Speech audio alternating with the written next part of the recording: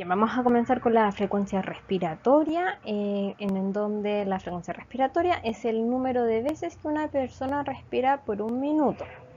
La respiración implica la ventilación, que es el movimiento de los gases dentro y fuera de los pulmones, la difusión, que es el movimiento del oxígeno y del dióxido de carbono entre los alvéolos y los eritrocitos o glóbulos rojos, y la perfusión, que es la distribución de los glóbulos rojos hacia y desde los capilares pulmonares.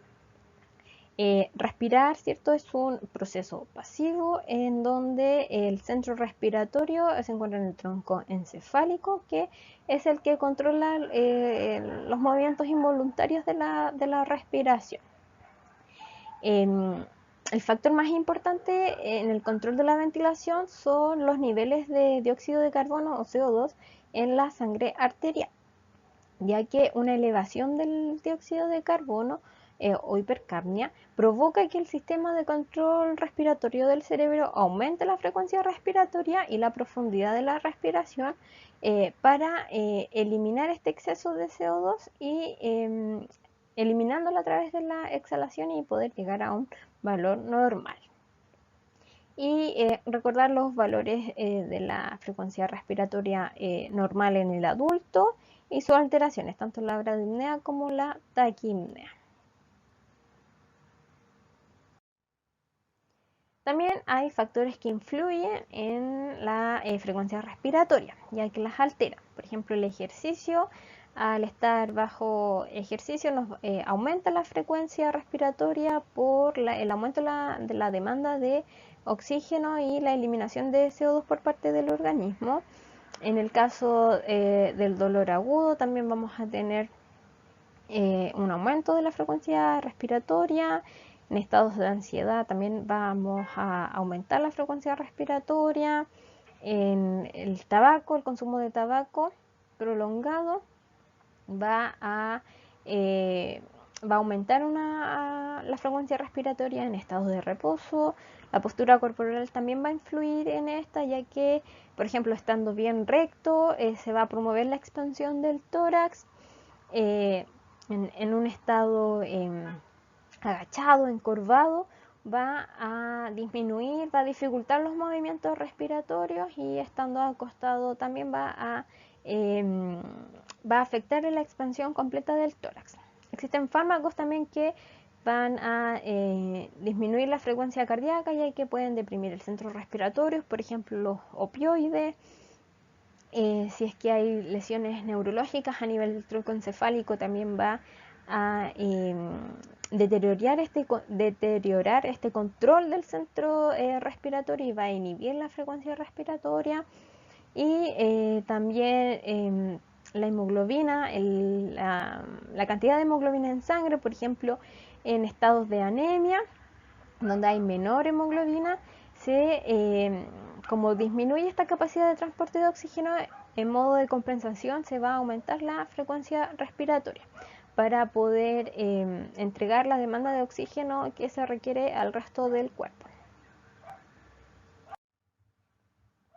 También existen alteraciones del patrón respiratorio. Entonces tenemos la hiperpnea, que es el aumento de la profundidad y de la frecuencia respiratoria, y por el contrario la hipopnea es la disminución tanto de la profundidad y de la frecuencia. Tenemos estados de apnea en donde hay un cese de la respiración, no hay movimientos respiratorios. En caso de la hiperventilación hay un aumento del volumen de aire que entra a los alvéolos pulmonares, y la hipoventilación es una disminución del volumen de aire que entra en los alvéolos pulmonares.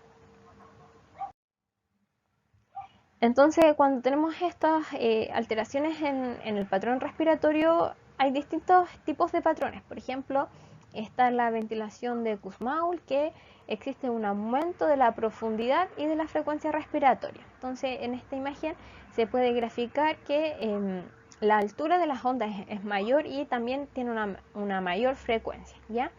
Este tipo de respiración aparece, por ejemplo, en los estados de coma diabético.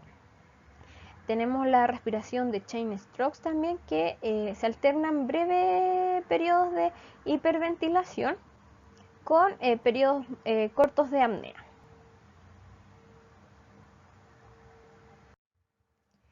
Tenemos también la respiración atáxica, que presenta un patrón muy irregular, que ya este patrón se presenta en personas que están en estado agónico. Y la respiración de Biot, que es anormalmente poco profunda en 2 o 3 respiraciones, y luego son seguidas de un periodo irregular de apnea. No solo debemos evaluar la frecuencia respiratoria o el patrón respiratorio que pueda presentar una persona, sino que también es importante evaluar los ruidos respiratorios, ¿ya? Porque esto también nos va a ayudar a comprender y poder determinar las causas de esta alteración en la frecuencia respiratoria. Existen ruidos que son audibles sin amplificación, es decir, que no se requiere un estetoscopio y auscultan en los campos pulmonares.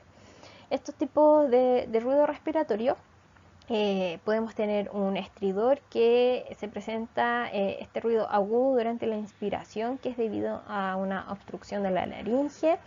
Tenemos el estertor, que es un ruido ronco y sonoro, que es debido a una obstrucción parcial de las vías aéreas altas, ya que el paso del aire por las vías respiratorias obstruidas por las mucosidades genera este ruido. Tenemos también el jadeo, que es un ruido silbante en la inspiración debido a una estenosis del árbol bronquial.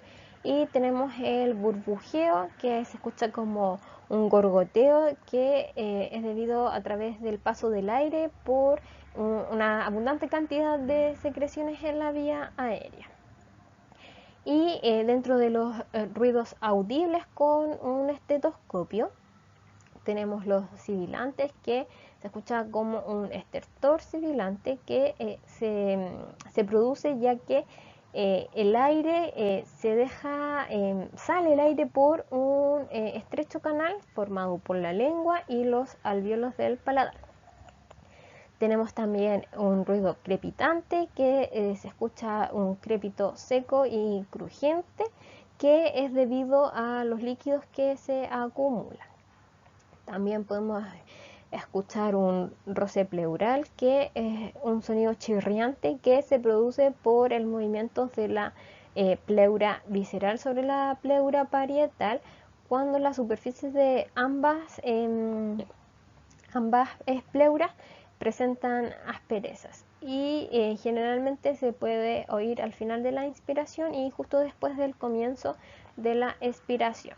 Y finalmente tenemos el roncus, que es un ruido pulmonar accesorio que se produce al pasar el aire por los bronquios de gran tamaño y que están estrechos, y la mucosa se encuentra con tumefacción o porque hay muchas mucosidades. Y suena como un ronquido y generalmente se modifica a través de la tos.